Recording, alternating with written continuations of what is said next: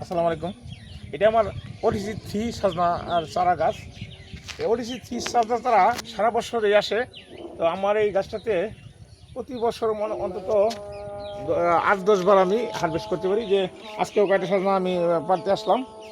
আমি যে বেরোচ্ছি, একটা চারা লাগানোর 6 মাস পরে কিন্তু এই সজনা আসে। আমি এই চারা লাগানোর 6 মাস পরে এই পর্যন্ত আমি 3 বছর না 2 বছর হয়েছে। 2 বছরে আমি প্রায় 22-23 বার আমি হারভেস্ট করছি। ওই যে এখন দেখেন, এই যে আমি দেখাচ্ছি, ওই যে ওইগুলি বড় হয়ে গেছে, এর নিচে ছোটো, তারপরে এই যে ফুল, আবার এই যে ছোটো ছোটো ফুল, এই যে আবার ফুল আসছে, এই যে একবার ছোটো ফুল। তো এইরকম বায়োরোটেশনে 15 দিন 20 দিন পর পরে একটা নতুন ঝাঁক আসে, যার জন্যে একটা সজনা গাছ আমি মনে করি যে ছোট্ট একটা ফ্যামিলির জন্যে সারা বছরের একটা ব্যতিক্রমী চাহিদা মিট করবে। আর সজনা সবচেয়ে উপকারী তরকারির মধ্যে সবচেয়ে উপকারী একটা তরকারি, এবং সজনার পাতা অনেক উপকারী, সবচেয়ে বেশি ক্যালসিয়াম এই সজনার শাকের মধ্যে।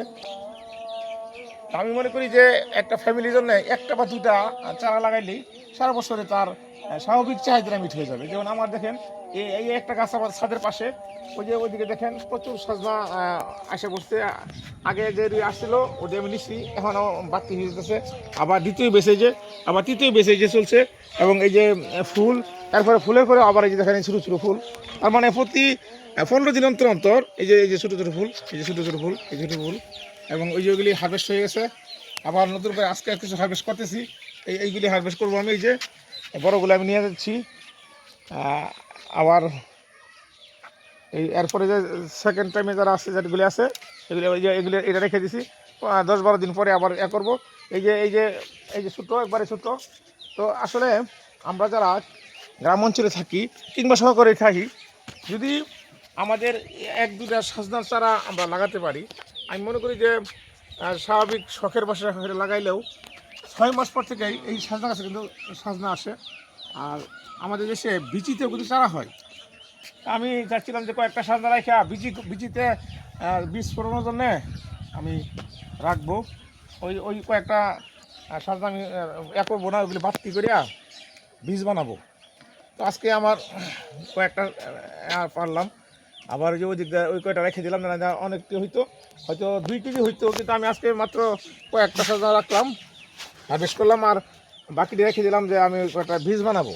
আমার আর কটা গাছের প্রয়োজন।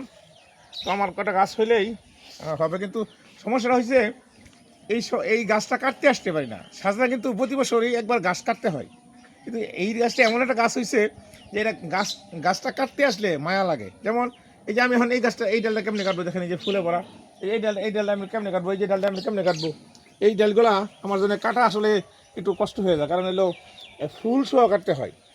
তো এই বছর আর কাটবো না, এই বছর এই বিবি চলবে। আগামী বছর কাটবো, আগামী বছর কাটতে এই ডালগুলা দেওয়া অনেকগুলা চারা বানাবো। আর এই বছর আমি যে কয়টা সজনা রাখছি 1 কেজি মতো হবে, এগুলি রেখে দিলাম। এগুলিতে আমি নতুন করে চারা ফাটাবো এই বীজ থেকে। এই বীজ কিন্তু স্বাভাবিকভাবে রোপণ করলেই বীজটা চারা হয়ে যায়, এবং এই বীজ এই বছর হলে আগামীতে কিন্তু আগামী 34 মাসে কিন্তু ফল আসবে। এটা খুব সহজ, কিন্তু আমরা এগুলি আসলে খেয়াল করি না।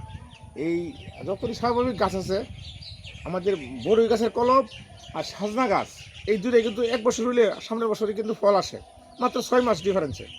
তো আপনারা যারা সজনা খেতে পছন্দ করেন, তারা যদি 2-1টা গাছ এভাবে রোপণ করেন, আমার মনে হয় যে সারা বছরই কিছু কিছু সজনা আপনারা খেতে পারবেন, এবং এটা ব্যতিক্রমধর্মী ফল।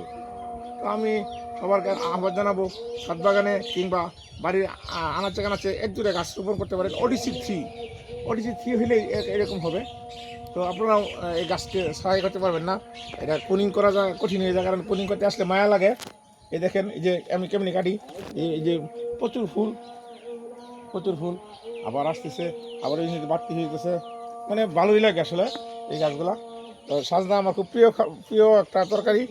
এই সজনা আপনাদের বেশ ভালো লাগে, তারা হয়তো আসলে অন্তত শেয়ার করে খাইতে পারবো।